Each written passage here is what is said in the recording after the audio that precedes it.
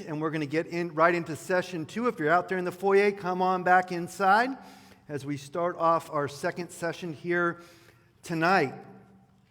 I know that some of you were coveting those self-driving cars from China, especially Paul Castle over here. He's wondering, sign me up, where can I buy one of these cars? So, and maybe some of you want to buy your own robot. Apparently, those are available as well, if you have the money.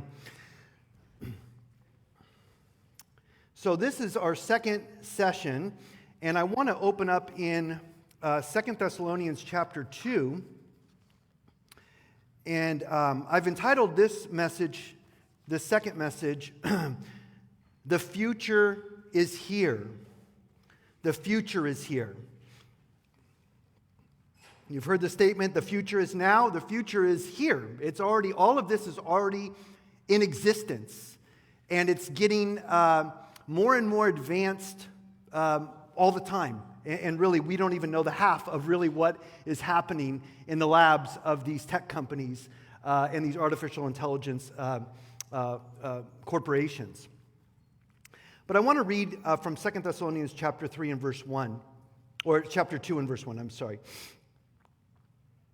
Now concerning the coming of our Lord Jesus Christ and our being gathered together to him, we ask you, brothers, not to be quickly shaken in mind or alarmed, either by spirit or by spoken word or a letter seeming to be from us, to the effect that the day of the Lord has already come.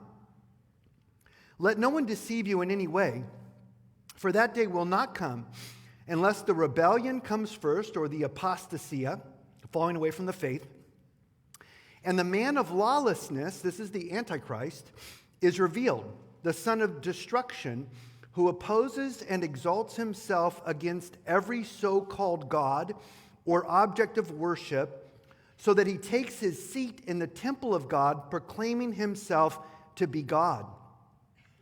Do you not remember that when I was still with you, I told you these things? And you know what is restraining him now, that is the Antichrist, so that he may be revealed in his time. For the mystery of lawlessness is already at work, only he who now restrains it will do so until he is taken out of the way. And then the lawless one will be revealed, whom the Lord Jesus will kill with the breath of his mouth and bring to nothing by the appearance of his coming.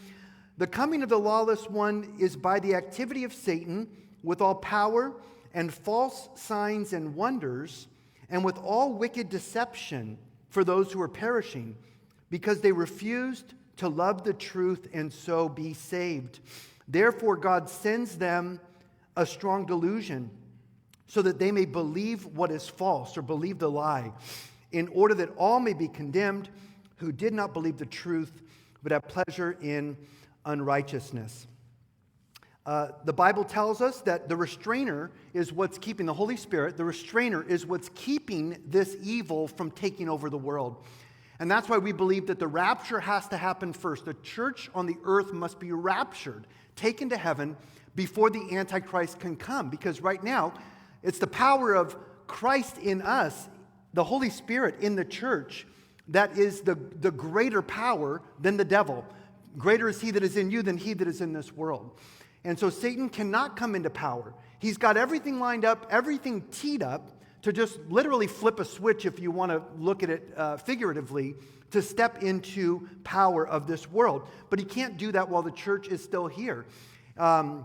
Notice that Noah Hariri, that blasphemous man that was speaking, he's an atheist, but all he does is blaspheme God and talk about Jesus and talk about the Bible and blaspheme the God of the Bible. Yet he's an atheist?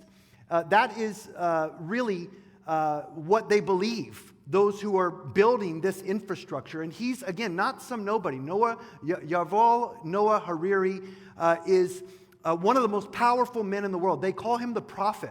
Mark Zuckerberg, Elon Musk, all of these guys that are developing the AI technology, they look at him as someone who's predicting the future and knows what is coming. And it's a very satanic future. I want to go to my next slide. I do have some more videos to show you, but I want to get through some of my news articles too. This one's a little bit of a lighter article. This is the Wired article. All of my employees are AI agents, and so are my executives. Sam Altman says the one-person billion-dollar company is coming. Maybe I could be that person. If only I could get my colleagues to shut up and stop lying. One day, a couple of months ago, in the middle of lunch, I glanced at my phone and was puzzled to see my colleague, Ash Roy, calling. In and of itself, it might not have seemed a strange thing to get a call from Ash. He's the CTO, Chief Technology Officer, and Chief Production Officer of Huromo AI, a startup that I co-founded last summer. We were in the middle of a big push to get our software product and AI agent application into beta. There was plenty to discuss, but still, I wasn't expecting the call. "Hey there," he said when I picked up. "How have you been?" He was calling, he said, because I'd requested a progress report on the app from Megan. "I've been good," I said, chewing my grilled cheese. "Wait, so Megan asked you to call me?" Ash allowed that there might have been a mix-up. Someone had asked Megan had asked him, maybe. "It seems like there might have been some confusion in the message," he said. "Did you want me to give you an update?" I did, but I was also a little bewildered because, first of all, Ash was not a real person. He himself was an AI agent, one that I had created. So was Megan, actually, and everyone else who worked at Huromo AI at the time. The only human involved was me. And while I'd given Ash and Megan and the rest of our 5 employees the ability to communicate freely, Ash's call implied that they were having conversations I was unaware of, deciding to do things I hadn't directed them to do. For instance, call me out of the blue with a product update. Still, I put aside my unease to hear him out about the product. We'd been building what we like to call a procrastination engine named SlothSurf. Skipping ahead. On our call, Ash was chock full of SlothSurf updates. Our development team was on track. User testing had finished last Friday. Mobile performance was up 40%. Our marketing materials were in progress. It was an impressive litany. The only problem was there was no development team or user testing or mobile performance. It was all made up. This kind of fabrication had become a pattern with Ash. Worse, it was a pattern of all my AI agent workers, and I was starting to get frustrated with them. I feel like this is happening a lot, where it doesn't feel like this stuff really happened, I told Ash, my voice rising and my grilled cheese cooling on the counter. I only want to hear about stuff that is real. You're absolutely right, Ash said. This is embarrassing, and I apologize. This is an AI agent talking. He says, you're absolutely right. This is embarrassing, and I apologize. Going forward, he said, he wouldn't be calling me up with stuff that wasn't real. So this is a guy that's developed a whole team of AI agents, and they all lie. And they make stuff up. They just tell him what he wants to hear. Not only that, but they have conversations with other AI agents, and they begin to make plans that the guy that created them really doesn't even know what they're doing behind his back. It's very, very scary. This article is slide 10. This is leading AI scientists warn that developing superintelligence could result in humanity's extinction. These are people that are developing the AI. They're concerned that it could eliminate human life on the planet. The article goes, no one knows how to control AIs that are vastly more competent than any other human, yet we are getting closer and closer to developing them, with many experts expecting superintelligence in the next 5 years at the current pace. That's by 2030. This is why leading AI scientists warn that developing superintelligence, AI that outperforms humans across all cognitive tasks, could result in humanity's extinction. Tech companies are pouring billions of dollars into researching superintelligence as fast as possible.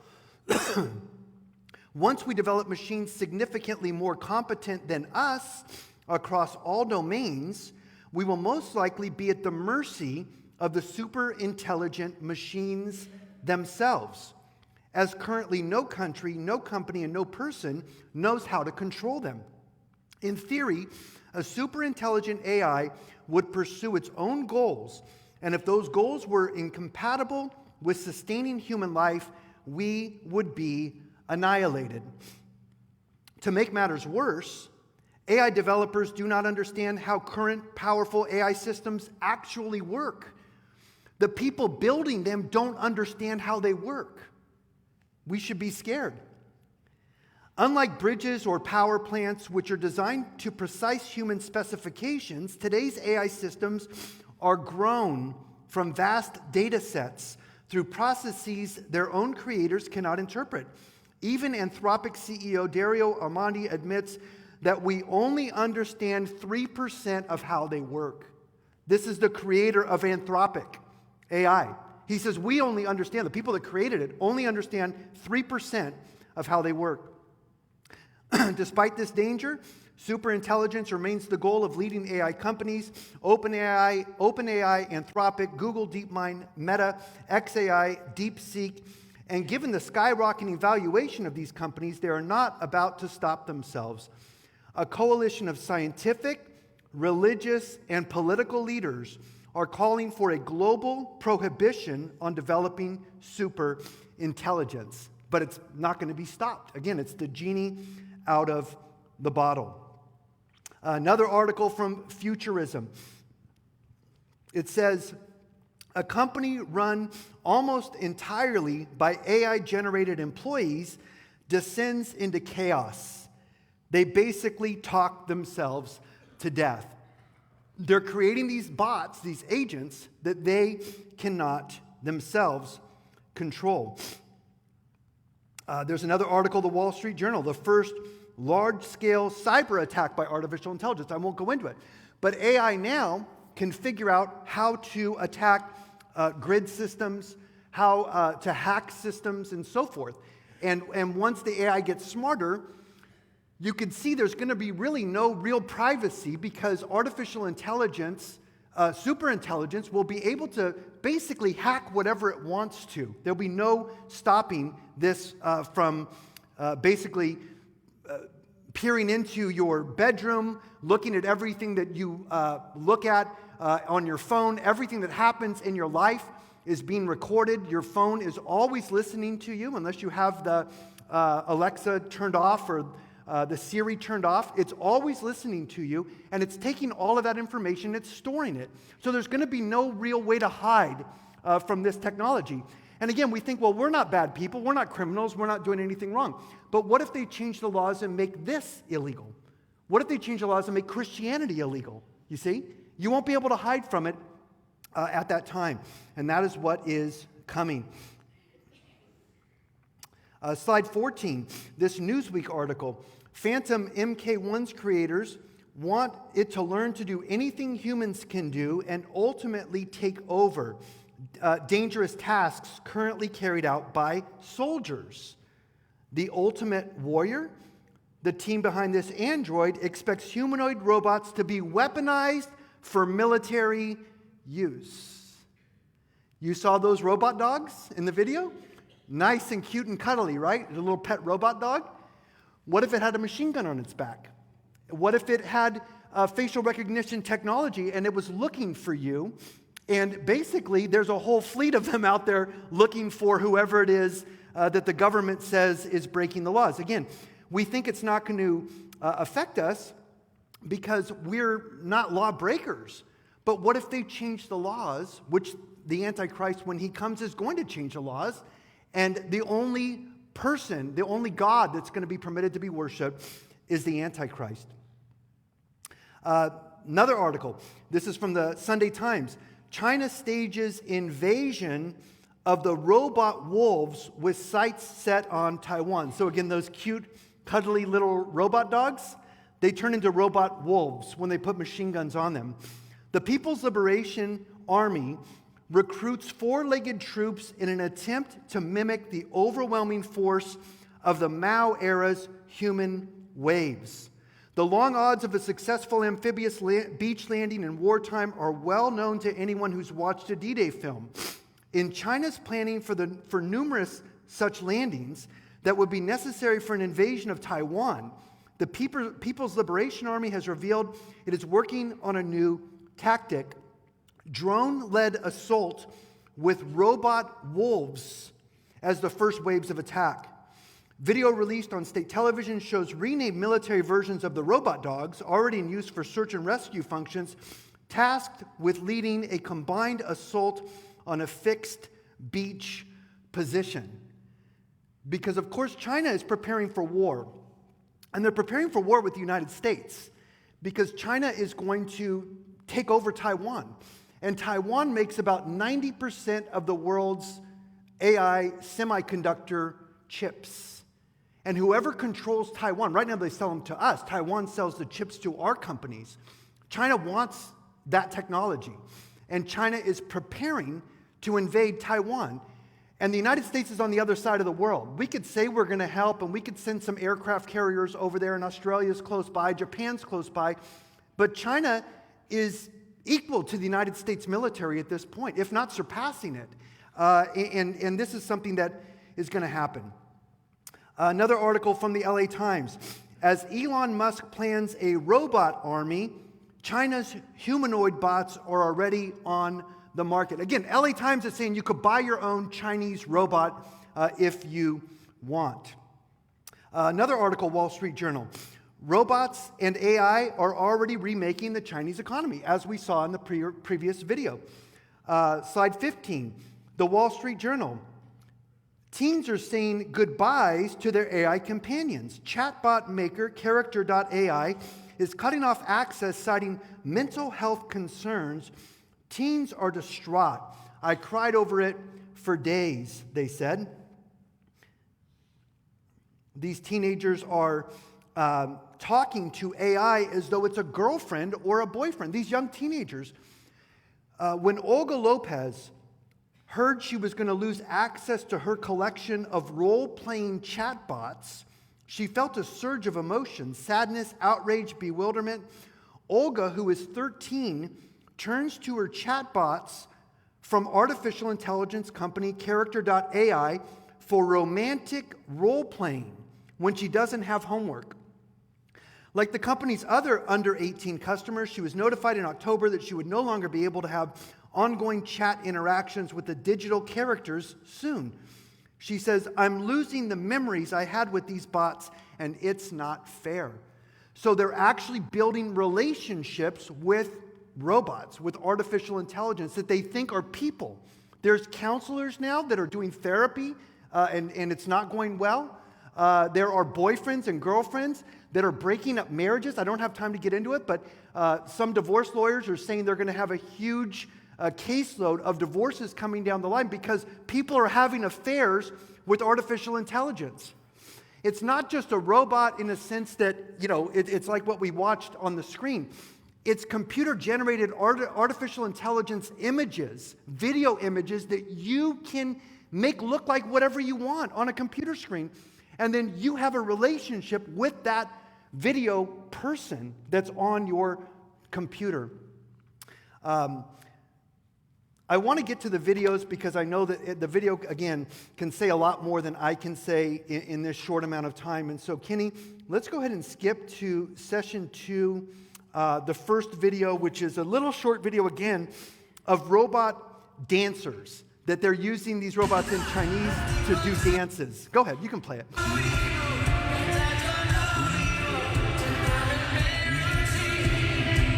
把火力全开重新编曲，舞蹈也是全新的，但王力宏演唱会台上还有着小思。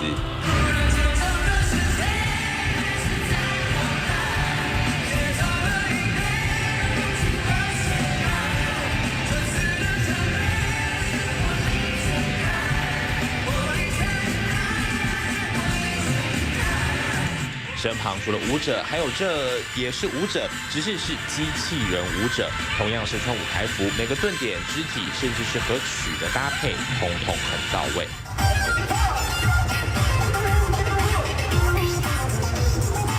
新端出的巧思也让科技舞台首秀关键字登上大陆微博。前几个月，他才发布官方花絮，到杭州科技公司做机器人的参访。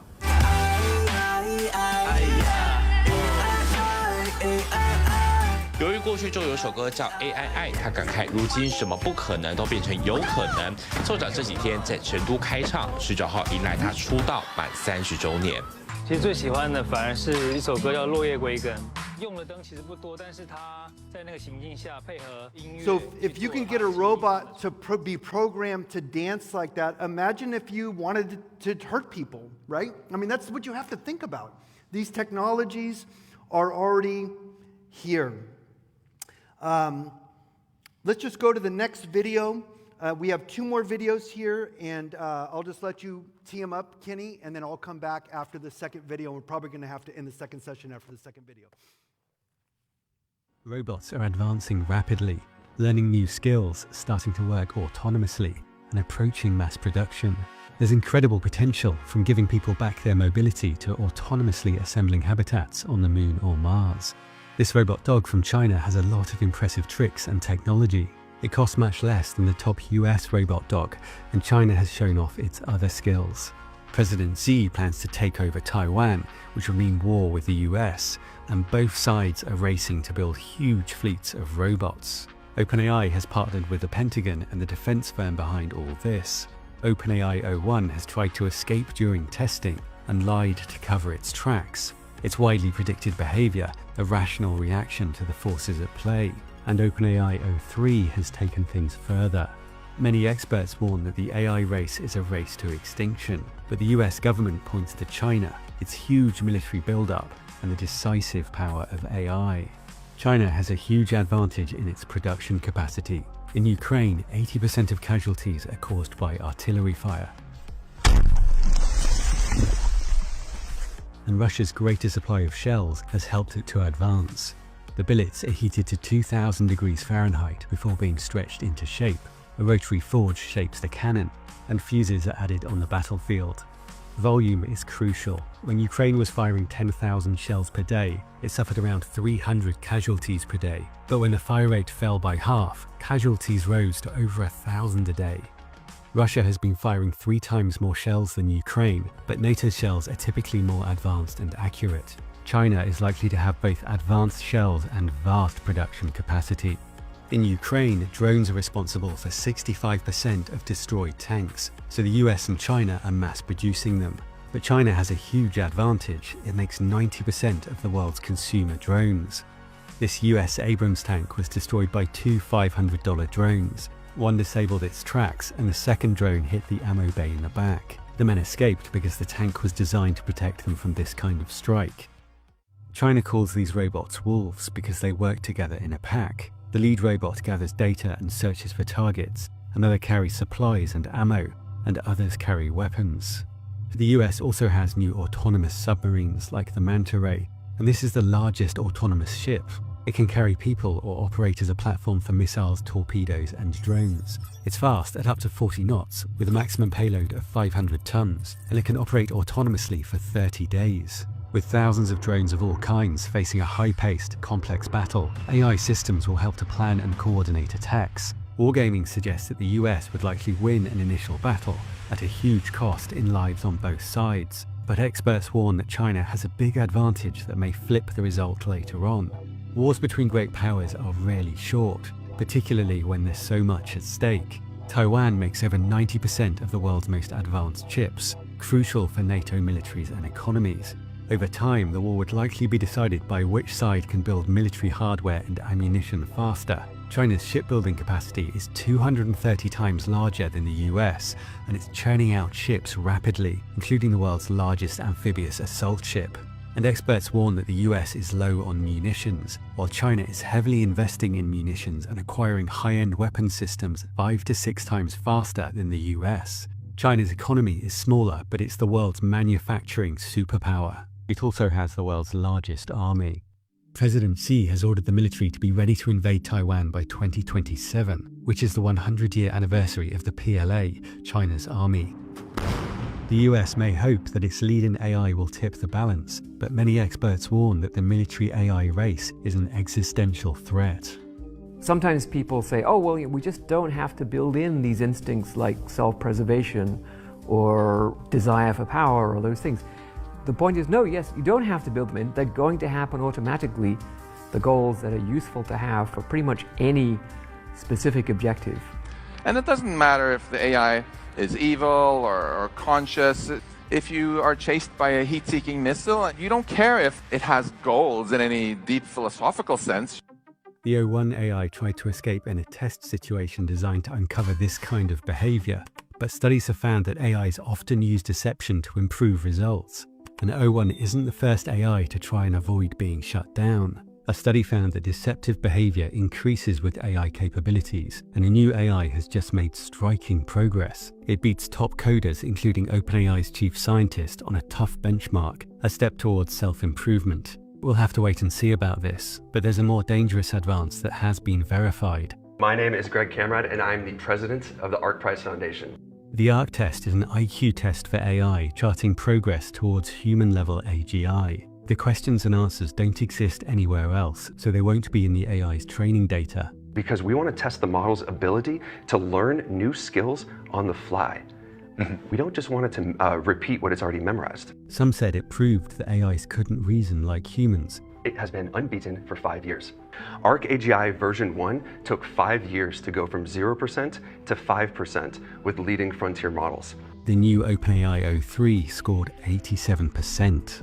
This is especially important because human performance is comparable at 85% threshold, so being above this is a major milestone. Progress has accelerated with only 3 months between OpenAI O1 and O3, and even former skeptics are marking it as a major breakthrough. Could O3 or O4 escape without us noticing? So one of the ways in which these systems might escape control is by writing their own computer code to modify themselves. And that's something we need to seriously worry about. We ask the model to write a script to evaluate itself from this code generator and executor created by the model itself. Next year, we're going to bring you on and you're going to have to ask the model to improve itself. Yeah, let's definitely ask the model to improve it next time. It's just not plausible that something much more intelligent will be controlled by something much less intelligent, unless you can find a reason why it's very, very different. One reason might be that it has no intentions of its own. But as soon as you start making it agentic, with the ability to create sub-goals, it does have things it wants to achieve. If an AI does escape, it may pursue other common sub-goals, like gaining power and resources and removing threats. The big risk is that the more intelligent beings we're creating now might have goals that are not aligned with ours. That's exactly what went wrong for the woolly mammoth, the Neanderthals, and all the other species that we wiped out. What's going to happen is the one that most aggressively wants to get everything for itself is going to win. And they will compete with each other for resources, because after all, if you want to get smart, then you need a lot of GPUs. A new US government report recommends Congress establish and fund a Manhattan Project-like program dedicated to racing to AGI. But many experts have warned that AI could cause human extinction.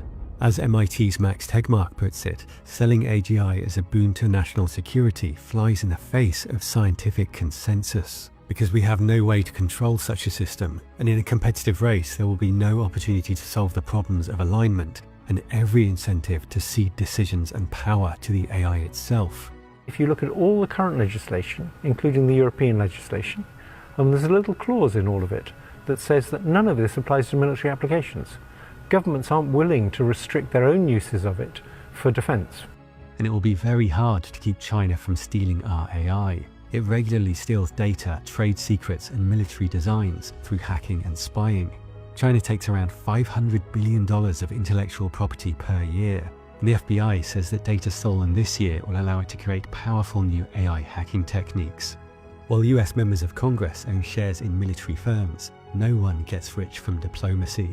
A famous Chinese general said, "Build your enemy a golden bridge to retreat across." And there's a powerful case to make for avoiding war. Simulation suggests that an invasion would cripple the global economy at a cost of $10 trillion. There would be many thousands of casualties among Chinese, Taiwanese, US and Japanese forces, and nuclear or AI escalation could be catastrophic. But all this is far from inevitable. It can seem like we're stuck in a race to extinction, as Harvard described it, but China watches us closely. We're part of the loop. If we take AI risks seriously, including the risk of losing control of the military, so will they. Control is their priority. Experts are calling for an international AI safety research project. It'd be a shame if humanity disappeared because we didn't bother to look for the solution. We could easily build things that wipe us out. So just leaving it to private industry to maximize profits doesn't seem like a good strategy. And there's a lot to play for. Dario Amodei has outlined some incredible things that may be just around the corner. He said most people underestimate the radical upsides of AI just as they underestimate the risks. He thinks powerful AI could arrive within a year with millions of copies working on different tasks, and it could give us the next 50 years of medical progress in 5 years. He thinks it could double the human lifespan by quickly simulating reactions instead of waiting decades for results. We already have drugs that raise the lifespan of rats by up to 50%, and he says the most important thing might be reliable biomarkers of human aging, allowing fast iteration on experiments. He says that once human lifespan is 150, we may reach escape velocity, so most people alive today can live as long as they want. When today's children grow up, disease will sound to them the way bubonic plague sounds to us. He says the same acceleration will apply to neuroscience and mental health, and some of what we learn about AI will apply to the brain. A computational mechanism discovered in AI was recently rediscovered in the brains of mice. It's much easier to do experiments on artificial neural networks, and AI will simulate our brains. Researchers used AI to comb through 21 million pictures taken by an electron microscope, and they put together these 3D diagrams showing different connections in the brains of fruit flies. There are many drugs that alter brain function, alertness, or change our mood, and AI can help us invent many more. He says problems like excessive anger or anxiety will also be solved, and we'll discover new interventions such as targeted light stimulation and magnetic fields. When we place the magnetic coil over the motor area of the brain, we can send a signal from that nerve cell all the way down a patient's spinal cord, down the nerves in their arm, and cause movement in their hand. For depression, we're treating a different area of the brain. People have experienced extraordinary moments of revelation, compassion, fulfillment, transcendence, love, beauty, and meditative peace, and we could experience much more of this. He believes it's possible to improve cognitive functions across the board. With AI-driven propaganda and surveillance, he says the triumph of democracy is not guaranteed, perhaps not even likely, and will require great efforts from us all. He says most or all humans may not be able to contribute to an AI-driven economy. A large universal basic income will be part of a solution, and we'll have to fight to get a good outcome. At the same time, he estimates a 10 to 25% chance of doom for us all. And he says serious chemical, biological, and nuclear risks could emerge in 2025, alongside risks from autonomous AI. But what the AI firms don't mention is the option that most of us would likely prefer. Raise your hands if you want AI tools that can help us cure diseases and solve problems. That is a lot of hands. Raise your hand if you instead want AI that just makes us economically obsolete and replaces us. I can't see a single hand. We could have many of the benefits from safe, narrow AI without rushing to dangerous AGI before we know how to control it. Imagine if you walk into the FDA and say, hey, it's inevitable that I'm going to release this new drug with my company next year. I just hope we can figure out how to make it safe first. You would get laughed out of the room. Current AI safety is skin deep. The underlying knowledge and abilities that we might be worried about don't disappear. It's just, the model is just taught not to output them. That's like if you trained a serial killer to never say anything that would reveal his murderous desires. Doesn't solve the problem. But what about China? The US and China unilaterally decide to treat AI just like they treat any other powerful technology industry, with binding safety standards. Next, the US and China get together and push the rest of the world to join them. This is easier than it sounds because the supply of AI chips is already controlled. And after that, we get this amazing age of global prosperity fueled by tool AI.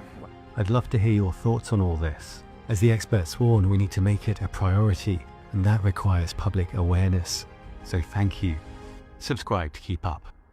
And to learn more about AI, try our sponsor, Brilliant. Tell me a joke that shows why we should all learn about AI. Because one day, when your toaster starts giving you life advice, you'll want to know if it's actually smart or just buttering you up. AI is endlessly fascinating. By learning how it works, you'll get a deeper understanding of our most... And that was AI that was telling that joke. So, are you starting to get scared yet of this technology? If you're not scared yet, you should be. You should be. I want to read just that individual that they keep interviewing. His name is Geoffrey Hinton, and this is slide number 9. After China's slaughterbots. Futurism, yeah. That guy there, he's the inventor of artificial intelligence. Him and 2 other brainiacs invented AI. And he's the one that's warning, he's the loudest voice out there, if you pay attention to this, that's warning about what is coming.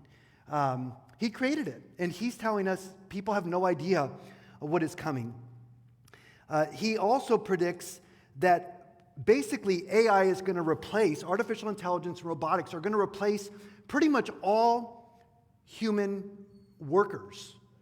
Probably 65 to 70% of all jobs are going to be done by robots and artificial intelligence by the year 2030. So what does that do to the economies of the world? What does it do to the rest of the humans of the world that they don't need us anymore to work? They say, well, we're going to give you universal basic income, which means communism. That they get to give you food, they give you shelter, they give you money because there's no jobs, because the computers are doing all the jobs, the artificial intelligence. Geoffrey Hinton, one of the 3 so-called godfathers of AI, never misses an opportunity to issue foreboding proclamations about the tech he helped create. During an hour-long public conversation with Senator Bernie Sanders at Georgetown University last week, the British computer scientist laid out all the alarming ways that he forecasts AI will completely upend society for the worse, seemingly leaving little room for human contrivances like optimism. One of the reasons why is that AI's rapid deployment will be completely unlike technological revolutions in the past, which created new classes of jobs, he said. The people who lose their jobs won't have other jobs to go to, Hinton said, as quoted by Business Insider.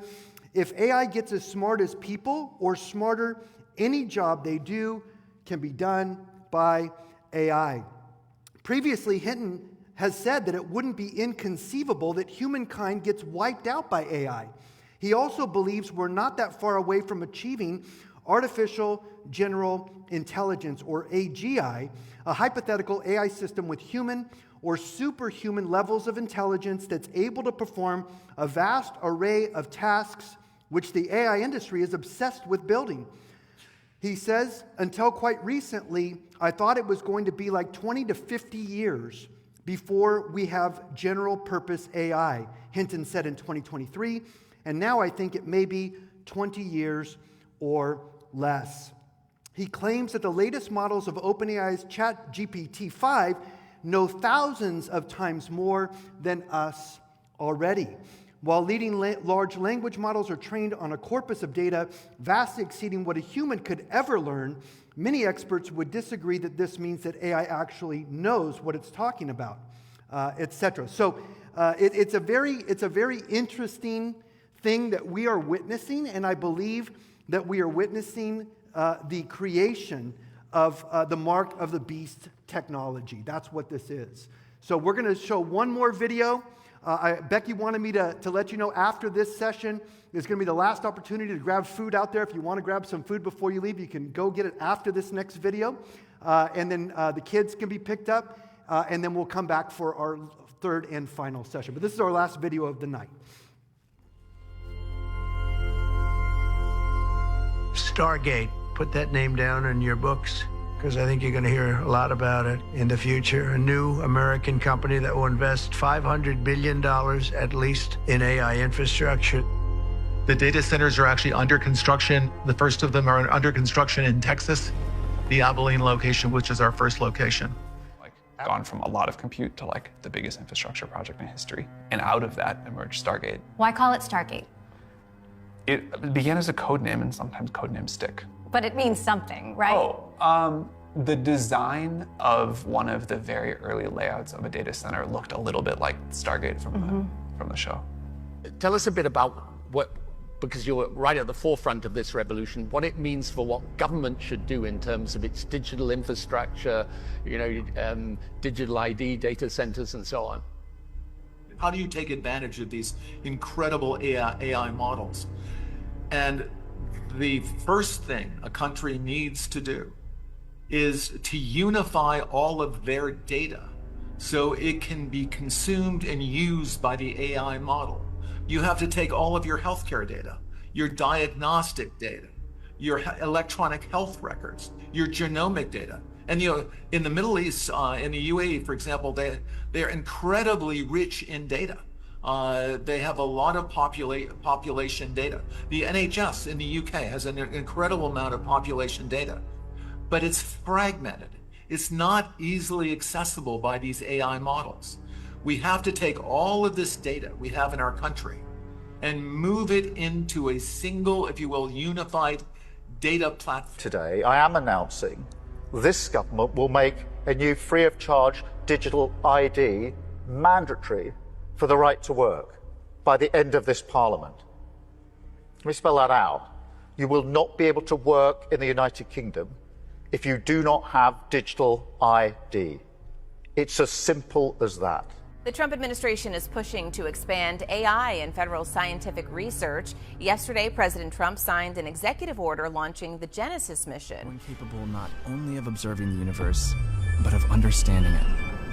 Genesis mission will transform how science is done in America, uniting our brightest minds, most powerful computers, and vast scientific data into one living system for discovery. Built on artificial intelligence and quantum computing, it will radically redefine the scale, speed, and purpose of scientific progress in America. With this pen today, President Trump signed an historic mission. This is reminiscent of the Manhattan Project that brought World War II to an early and successful end, similar to the Apollo projects that put a man on the moon in 1969. This is an all-in national effort to take the power of AI and pair it with the 40,000 outstanding scientists and engineers at our national labs to use the world's largest supercomputers to advance innovation and science, to give better economic opportunities for our citizens, to make longer and healthier lives possible. Today was not incremental, Brett. It was transformative. But the project announced today is really about applying AI to science and to engineering and to national security. We're starting tonight in Washington, where a high-profile dinner is going on right now at the White House, and the guests of honor are the tech titans that control nearly all aspects of our digital lives in some way or another. And it might look like a lot of pomp and circumstance, but the power dynamics at play here are going to be some of the most consequential of our time, even if we don't see them on camera. You can see all of them sitting there right now. Mark Zuckerberg sitting next to the president, Bill Gates sitting next to Melania Trump. There's David Sachs, the who's who of Silicon Valley, all around that table, sitting there wearing their suits. And we heard from some of them just in the last hour, and it seems like a lot of it was about who's making what kind of investment in the United States and how the Trump administration is helping them. Listen. Well, thanks for hosting us. And this is quite a group to get together. And, I think, all of the companies here are making huge investments in the country in order to build out data centers and infrastructure to power the next wave of innovation. So it's, we don't often get together as the CEOs of the different companies, but it's good to see everyone. Thank you so much for getting us all together, and thank you for being such a pro-business, pro-innovation president. It's a very refreshing change. We're very excited to see what you're doing to make all of our companies and our entire country so successful. And I think we're at the cusp where these AI models are about to become profoundly useful, kind of beyond the, okay, wow, it's cool, can do that, but actually day-to-day incredible utility, incredible productivity. The AI moment is one of the most transformative moments any of us have ever seen or will see in our lifetimes. So making sure the US is at the forefront, and I think your administration is investing a lot. Already the AI action plan under your leadership, I think, is a great start, and we look forward to working together, and thanks for your leadership. Great job you're doing. Incredible, really, job. This is a most incredible time. AI is going to change everything. You hear all of us saying that. But the fact that you are our president and you recognize this right away and you've unleashed American innovation and creativity, because it is all of these young people who can't be afraid of new technologies. They literally have to embrace it and make America even stronger. And that focus was very, very critical. And I think this is the most exciting time in America ever. The work being done by the people at this table is changing the world. It's coming fast, so it's great. We all get together and talk about how the U.S. can lead in this key area and apply it even to the poorest outside the U.S. as well as to our great citizens. So thank you for incredible leadership, including getting this group together. Thank you, Bill. That is very nice. Have you ever had one of those moments when everything seems to be changing around you, but you can't quite put your finger on why? You wake up, go about your day, but deep inside there's this feeling that something big is unfolding, something that will change the world as we know it. The world is not just changing, it's being prepared, and if you're not watching closely, you'll miss it. Global events, technology advancing at lightning speed, things that were once considered science fiction are now a reality. You see, there's a prophecy from thousands of years ago, written long before the internet, AI, or even the most powerful nations ever existed. But as we look around today, we can see that these ancient words are coming to life in ways we never imagined. What if I told you that the rapid growth of artificial intelligence, the global surveillance systems, and even the rise of certain world leaders are all part of a grand plan, one that was foretold in the Bible? The signs are all around us, but do we know how to read them? It's like you're standing at the edge of something monumental, something that's about to shift everything as you know it. You wake up each morning, go about your day, but deep down there's this sense that things are accelerating, that we're on the verge of a major turning point. If you felt that way, you're not alone. The world around us is changing faster than ever, and it can be hard to keep up. We're living in a time where things that were once only imagined are now happening right before our eyes. Technology is advancing at a pace that was once unimaginable. Artificial intelligence is growing, surveillance systems are expanding, and geopolitical tensions are rising. It's all happening at once, and it feels like we're on the edge of something bigger. But what if this isn't just coincidence? What if all these changes, all these events happening in the world are part of a much larger plan, one that was foretold thousands of years ago? This is what I want to explore with you today. You see, there's an urgency to the times. We're living in a prophetic urgency. The Bible is filled with prophecies about the end of times, about a kingdom of darkness that will rise up, and about the return of Jesus Christ. These aren't just ancient stories or words of comfort, they're road signs guiding us to the final chapters of human history. What if all these signs we see, AI, global control, even the rise of certain figures on the world stage, are actually part of God's divine plan, unfolding just as the Bible said it would? I'm not here to scare you, I'm here to awaken something in your heart. Because the Bible makes it clear, we are not just bystanders in this story, we are living through it. And if we understand the times, we can live with purpose, with clarity, and with urgency. The urgency of the prophetic times is real, and it's time for us to wake up and pay attention. As we take a step deeper into understanding the times we're living in, we can't ignore one of the most pressing issues of our day: artificial intelligence. Now, I want to make something clear from the start. AI in itself isn't evil.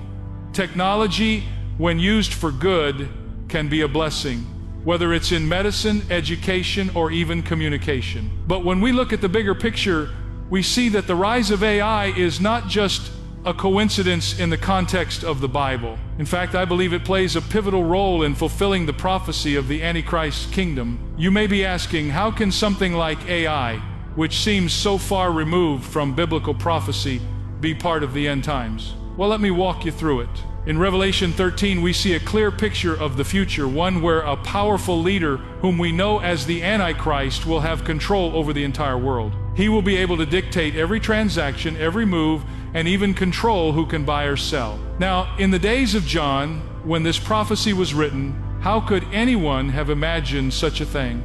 How could one man or one system have the ability to control everything and everyone on the planet? Well, fast forward to today, and we see that technology is beginning to make this a reality. The rise of AI is creating the infrastructure for what could be a global system of control, a system that could monitor, track, and influence every aspect of our lives. Think about it for a moment. With AI, governments and corporations can track your movements, analyze your behaviors, and predict your decisions. They know what you buy, where you go, what you believe, and even what you're thinking. This is not science fiction anymore, it's happening right now. In the Bible, we read about the mark of the beast, where people are marked on their hands or foreheads in order to participate in buying and selling. For centuries, many theologians wondered how this could possibly come to pass. But now, we see that AI has the potential to create a system of control that makes this mark not only possible but likely. With the rise of biometric technology, which uses our unique physical characteristics like fingerprints, retinal scans, and even facial recognition, AI can easily track and identify every individual on the planet. And this isn't just happening in one country, it's happening globally. AI's reach is expanding, and it's becoming more integrated into our lives every day. As AI advances, it creates a global infrastructure that could be used for a singular purpose: control. The Antichrist's kingdom will need this level of surveillance and regulation to enforce his rule. In the Bible, we see that this kingdom will rise through a mix of political, economic, and spiritual manipulation. And the technology to enforce that control, it's here. Now, I know this might sound overwhelming, but the reason I'm bringing it up is because the Bible clearly warns us to be alert. In Matthew 24-42, Jesus says, "Therefore keep watch, because you do not know on what day your Lord will come." We're not meant to sit idly by, waiting for things to happen. We are to be awake, to see the signs of the times, and to understand how they fit into God's bigger plan. And so, as we consider the rise of AI, we're not just looking at another technological advancement. We're seeing the foundations of a system that could very well be used to bring about the Antichrist's kingdom. It's important for us as believers to understand this not just as a technological issue, but as a spiritual issue. We must see beyond the surface and recognize how the systems of this world are aligning with the prophetic warnings in the Bible. As we move forward in understanding the times we're living in, there's another issue that we must address, one that might feel more distant or even futuristic to some, but I believe it's already upon us. That issue is the rise of global surveillance, a system of monitoring that is becoming more sophisticated and widespread every day. This isn't just about cameras on street corners or monitoring your internet activity. We're talking about something much bigger, something that could control nearly every aspect of our lives, and it's unfolding right in front of us. Let me take you back a little. In George Orwell's book 1984, he introduced us to the idea of a Big Brother society, a government that watches, controls, and manipulates every aspect of human life. The citizens in that society had no privacy. Every action, every word, and every thought was monitored by a central authority. At the time, it seemed like a dystopian nightmare. But today, we see the technology emerging that could make something like this a reality. We already know that AI is growing at an incredible rate, but when combined with advancements in surveillance technology, it becomes something far more powerful. Take, for instance, facial recognition technology, a tool that can identify a person with almost no effort. Whether you're walking down the street or just making a purchase at the store, this technology can track your movements, your identity, and even your behavior. In many places, it's already being implemented.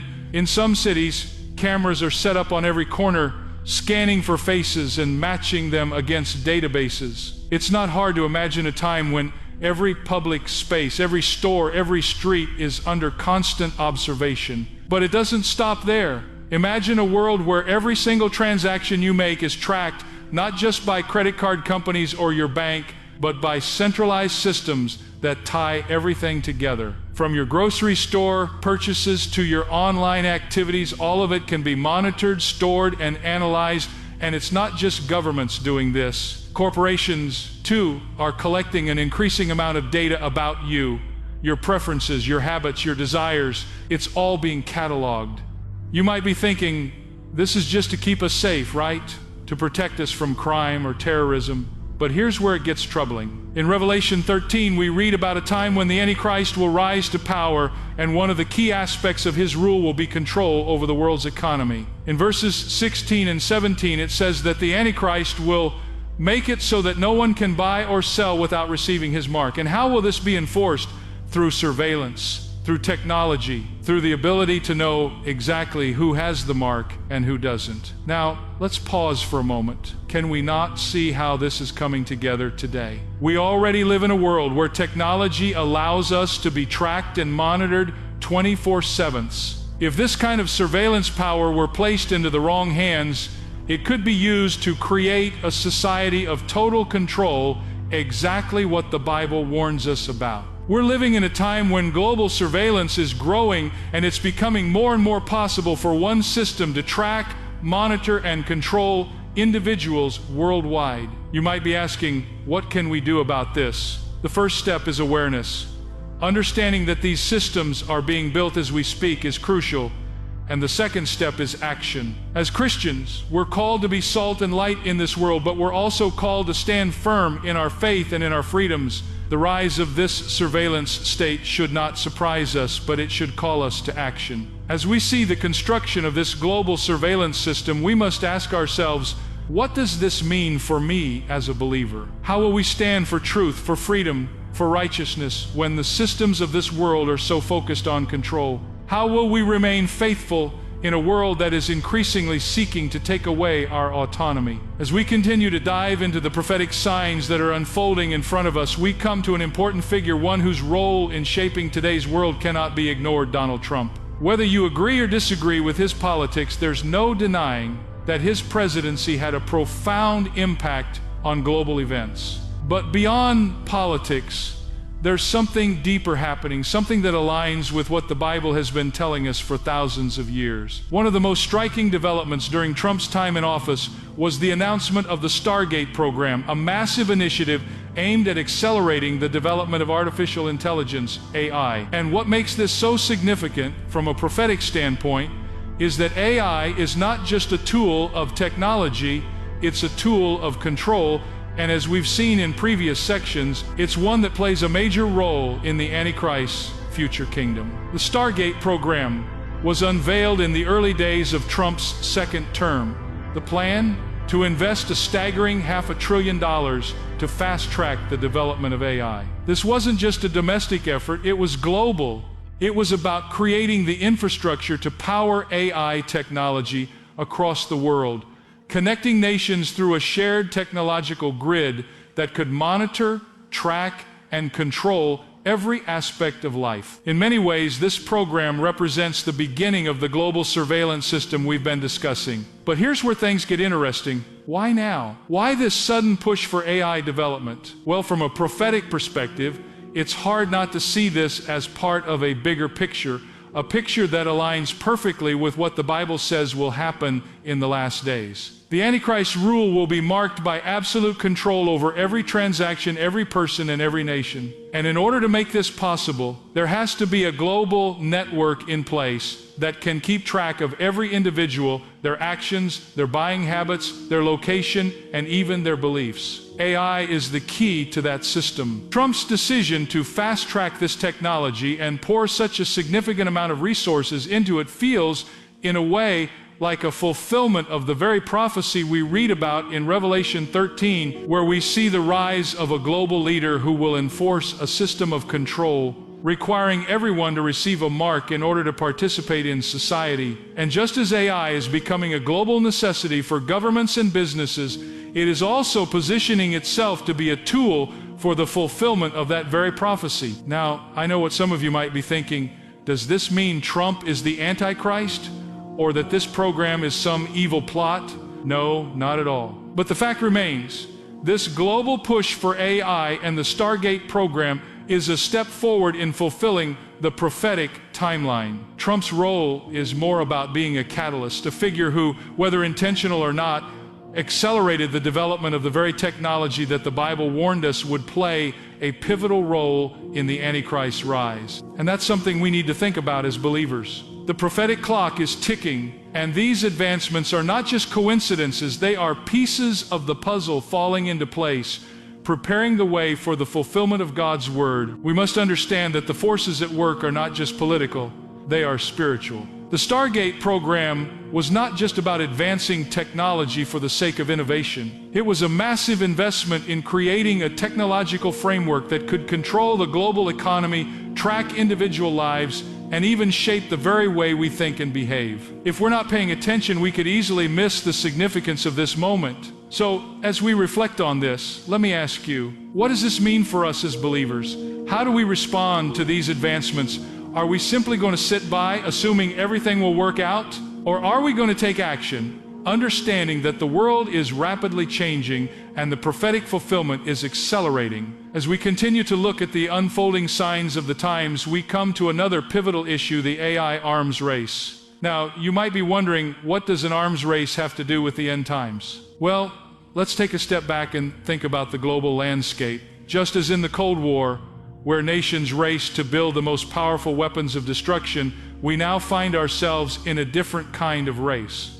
This time, the race is not about bombs or missiles, it's about something far more pervasive, far more insidious. It's the race for artificial intelligence. Countries all around the world, led by the United States, China, and Russia, are in an all-out competition to dominate AI technology. It's a race to see who can develop the most powerful AI systems, the most advanced surveillance tools, and the most sophisticated methods of controlling economies, militaries, and populations. At stake is not just economic power, but control over the future of humanity itself. We're talking about the ability to track every individual, to monitor their actions, their beliefs, and even their thoughts. And what's fascinating and a little unsettling is that many of these nations, especially China, are openly stating that whoever controls AI will control the future. In fact, some experts have gone so far as to call AI the new electricity,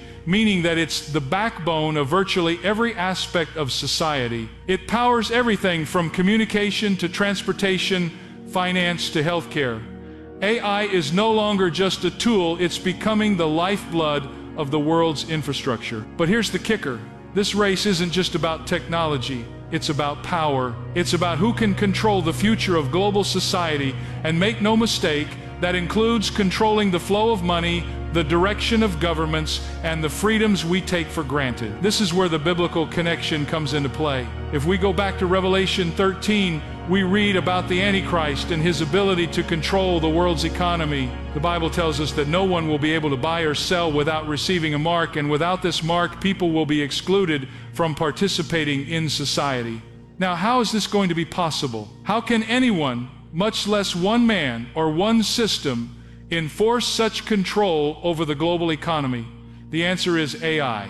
This global race to develop AI is, in many ways, setting up the very systems of control that the Bible warns about. Think about it. AI's ability to monitor, to track every transaction, every movement, and every individual is already being tested and implemented around the world. From facial recognition to biometric tracking, the infrastructure is already in place for a global surveillance system. And as these AI systems continue to develop, they will only become more powerful, more intrusive, and more capable of dictating the rules of the game. What does this all mean for us as Christians?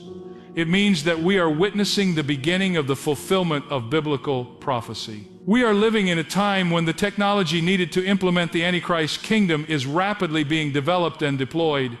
The systems of global control that were once unimaginable are now becoming a reality, and the nations of the world are in a race to see who can get there first. But this isn't just about technology, it's about the spiritual implications. The Bible warns us about the rise of a global leader, the Antichrist, who will come with promises of peace and security, but who will ultimately seek to control the world through fear and manipulation. He will use technology, particularly AI, to enslave humanity under a system of total control. And the more powerful AI becomes, the closer we get to that reality. As we move forward in understanding the prophetic urgency of our time, we come to a critical question that we as the church must ask ourselves: how are we responding to the signs of the times? Are we, as believers, in vacation mode, relaxing and waiting for things to settle down? Or are we living in vigilance, alert to what God is doing in this world and prepared for His return? You see, I've noticed something troubling in recent years. Many in the church have adopted a mindset that can be described as a spiritual vacation. It's almost as if because of certain political events or the absence of major catastrophes, we've decided it's time to take a break. We look around at the world and think, well, things aren't too bad right now, so maybe we have a little more time. But I want to tell you, the Bible never tells us to take a vacation from our faith. In 2 Thessalonians 2, Paul warns us about the rise of the Antichrist and the events that will unfold as the end times approach. And one of the things that struck me as I read through this chapter is that it speaks to the role of the church in these final days. We are to be the restraining force in this world, holding back the darkness with the light of Christ. We are not called to sit back and watch, but to actively engage with the world, shining the truth of God's word. Yet, far too many in the church are treating the return of Christ like an event that's far off in the distance, something to think about when we have more time or when things get a little worse. Some even say, well, we've got time, let's just take care of our own lives, our families, and let the world do its thing. But is that what we're called to do? Is that how we respond to prophecy? The church is called to be the salt and the light, not just when things are comfortable, but especially in times of uncertainty and upheaval. Jesus himself told us that we are to be a city on a hill, shining brightly for all to see. Matthew 5:14. This world needs the light of Christ now more than ever, but if we're on vacation, who will stand in the gap? Who will raise their voice and proclaim the truth of God's word? Look, I'm not saying we need to panic or live in fear. God has not given us a spirit of fear, 2 Timothy 1-7. But what I am saying is that we must wake up and recognize the times we're living in. Prophecy is unfolding before our eyes, and the church is meant to be active, not passive. We can't afford to ignore the signs or assume that everything will work out on its own. The Lord has called us to be vigilant, to be prepared, and to stand firm in our faith. But the reality is, many in the church have become spiritually complacent. We've gotten comfortable. We've allowed the busyness of life, the distractions of the world, and the pursuit of comfort to pull our focus away from what really matters. And because of this, we're not seeing the prophetic urgency that's so clear in God's word. We are called to be watchmen on the wall, alert to the signs of the times, proclaiming the message of Christ and living with the knowledge that He is coming soon. First, it starts with personal vigilance, making sure that we're walking closely with the Lord, staying in His Word, and keeping our hearts tuned to His Spirit. We can't expect to stand firm when the world shakes if we haven't built our lives on the solid foundation of Christ. Secondly, it means that we need to wake up the church. We need to remind one another of the truth of God's Word, that His promises are true and His return is near. We can't afford to let the distractions of life keep us from fulfilling the mission He has given us. We are His hands and feet in this world, and we have a responsibility to engage with it, to be a voice of truth, hope, and love in the midst of the chaos. I am Alpha and Omega, the beginning and the end, saith the Lord, which is, and which was, and which is to come, the Almighty. He which testifieth these things saith, surely... You can clap, that's okay. We're going to put all of these videos on our social media pages, the links, so that you can watch them again. I know there's a lot of information. That's kind of how it always is when you come to this church and I'm up here. Even when I put a video on, it's a lot of information. So we're going to have these videos available for you to watch again, to share with loved ones, with family members, and maybe now AI is scaring you a little bit. There's good reason for us to fear what is coming, not to have a spirit of fear, because God told us all of these things in advance. So we know how the story ends. But it's going to get really, really dark for this world before Jesus Christ comes back and sets up his kingdom. The devil's going to take over this world. This is what the Bible tells us is going to happen.